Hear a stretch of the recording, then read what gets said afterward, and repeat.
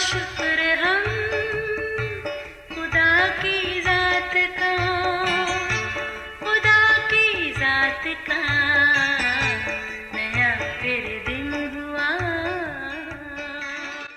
آج کی آیت، اور خداوند ہر شخص کو اس کی صداقت اور دیانتداری کا اجر دے گا، کیونکہ خداوند نے آج تجھے میرے ہاتھ میں کر دیا تھا، پر میں نے نہ چاہا کہ خداوند کے ممسوح پر ہاتھ اٹھاؤں۔ پہلا ساموئیل 26:23 آیت۔ عزیزو، بلا شبہ بادشاہوں کا بادشاہ خداوند اپنی قوم اسرائیل کا بادشاہ تھا۔ اس دور میں باقی معاملات میں قاضی مقرر تھے جو انصاف کیا کرتے تھے۔ بعد میں اسرائیل نے ساموئیل نبی سے مطالبہ کیا کہ ہمارے لیے کوئی بادشاہ مقرر کر، سو خدا کے حکم سے اس نے ساؤل کو بنی اسرائیل کا پہلا بادشاہ مقرر کیا۔ جب ساؤل تخت نشین ہوا، خدا ہر قدم پر اس کے ساتھ تھا، وہ ہر جنگ میں فتح مند ہوتا۔ سو جب تک وہ خدا کا فرمانبردار رہا، خدا کے فضل سے وہ ہر طرح کامیاب تھا۔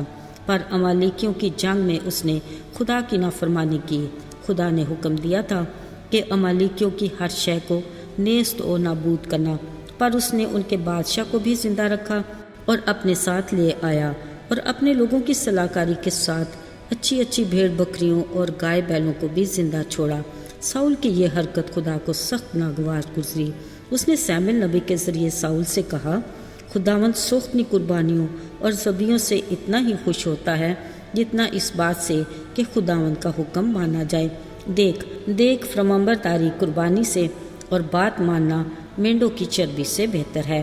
تو نے خدا کے حکم کو رد کیا، اس لیے اس نے بھی تجھے رد کر دیا کہ تو آئندہ کو بادشاہ نہ رہے۔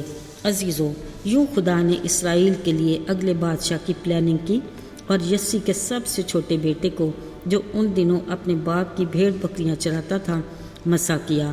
اتفاق سے انہی دنوں کی بات ہے، ساؤل بادشاہ فلسطینیوں کے ساتھ جنگ میں مصروف تھا اور ایلا کی وادی میں کئی دنوں سے خیمہ زن تھا، مگر چونکہ اب خدا ساؤل بادشاہ کے ساتھ نہیں تھا، اس لیے فلسطی سورما جاتی جولیت کی 40 دن کے مقابلے کی پکار کے باوجود ساؤل کو لڑنے کی ہمت نہ ہوئی، مگر خدا نے داؤد کو وہاں بھیجا، جو اپنے باپ یسی کے حکم سے اپنے بھائیوں کی خیریت دریافت کرنے ایلا کی وادی میں پہنچا۔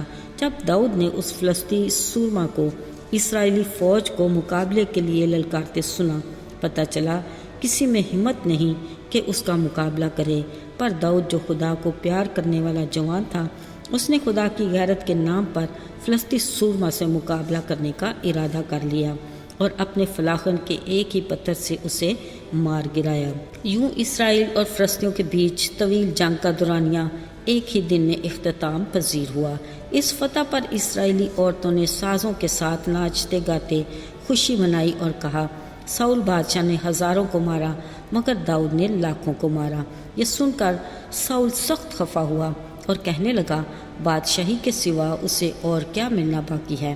اسی دن سے ساؤل بادشاہ داؤد کو بدگمانی سے دیکھنے لگا۔ اس بدگمانی نے حسد کا روپ دھار لیا، جس کی بدولت ساؤل نے کئی بار جان سے مار ڈالنے کی کوشش بھی کی۔ عزیزو، یاد رہے یہی داؤد ساؤل پر بری روح کے آنے پر بربت بجاتا اور بری روح اتر جاتی اور ساؤل راحت پاتا۔ باوجود اس کے وہ داؤد کے خلاف جو اس کے بیٹے یونتن کا دوست بھی تھا، حسد کی آگ میں جلتا رہتا۔ وہ ہر دن داؤد کی تلاش میں رہتا، پر خدا نے اس کو کبھی ساؤل کے ہاتھ میں حوالہ نہ کیا۔ اس کے برعکس ساؤل کئی بار داؤد کے ہتھے چڑھا، مگر داؤد نے کبھی نہ چاہا کہ خدا کے ممسوح پر ہاتھ اٹھائے۔ اگرچہ ساؤل کے بعد داؤد ہی کو بادشاہ بننا تھا، مگر وہ صبر اور برداشت اور بڑی فرمانبرداری سے خدا کے قوی ہاتھ کے نیچے رہا، تاکہ وہ وقت آنے پر اسے سرفرازی عطا کرے۔ ایک بار اتفاق سے داؤد اور ساؤل اپنے اپنے ساتھیوں کے ساتھ ایک ہی غار میں موجود تھے۔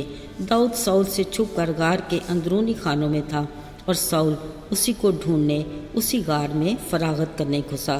وہاں ایک وقت ایسا آیا کہ وہ ساؤل کو آسانی سے مار سکتا تھا۔ داؤد کے ساتھیوں نے بھی یہی کہا کہ دیکھ تیرا دشمن تیرے ہاتھ میں ہے، مگر داؤد نے اٹھ کر ساؤل کے جبہ کا دامن چپکے سے کاٹ کر اپنے پاس رکھ لیا۔ بعد میں جب ساؤل کو اس بات کا علم ہوا تو وہ داؤد سے بدی کرنا چاہتا ہے، مگر داؤد نے اس کے جبہ کا دامن تو کاٹ لیا مگر اسے مارا نہیں۔ وہ ہر بار داؤد کے سلوک سے متاثر ہو جاتا، مگر اگلے ہی پل اس کو پھر سے مارنے کی پلاننگ کرنے لگ جاتا۔ عزیزو، ایک بار پھر ساؤل اپنے ساتھیوں سمیت داؤد کی تلاش میں نکلا۔ افسوس، حسد اسے کسی پل بھی سکون سے رہنے نہیں دے رہا تھا۔ اس نے دشت میں خیمے لگائے اور داؤد کا انتظار کرنے لگا۔ تب داؤد کے جاسوسوں نے ساؤل کی خبر دی کہ وہ اپنے لشکر کے سردار اور لوگوں کے ساتھ موجود ہے۔ سو داؤد نے موقع غنیمت جانا اور اپنے کچھ ساتھیوں کے ساتھ وہاں پہنچا۔ دیکھا ساؤل گاڑیوں کی جگہ کے بیچ سو رہا تھا اور اس کا نیزہ اس کے سرہانے زمین پر گڑا تھا۔ یہاں بھی داؤد کے ساتھی نے کہا، اسی کے نیزے کے ایک وار سے ساؤل کا کام تمام کر دے، مگر داؤد کا ہر بار ایک ہی جواب ہوتا کہ وہ خدا کے ممسوح پر ہاتھ نہیں اٹھا سکتا۔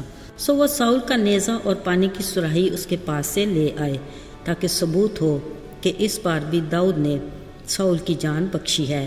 ایسا کرتے ساؤل کے کسی آدمی نے نہ تو داؤد کو دیکھا اور نہ ہی کوئی جاگا۔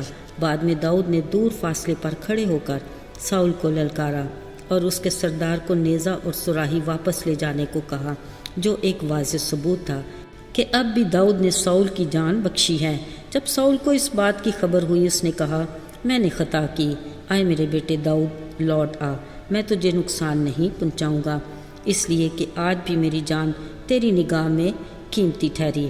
یاد رہے، خدا اب ساؤل کے ساتھ نہیں تھا، اس لیے اس کی شخصیت میں استحکام نہیں تھا، بلکہ حسد پورے طور پر اس پر قابض تھا، مگر داؤد کے ساتھ خدا تھا، اس لیے اسے ہر بار اپنے دشمن کو معاف کیا اور ہر بات محبت سے اس کی جان بخشی کی۔ آئیے دعا کریں۔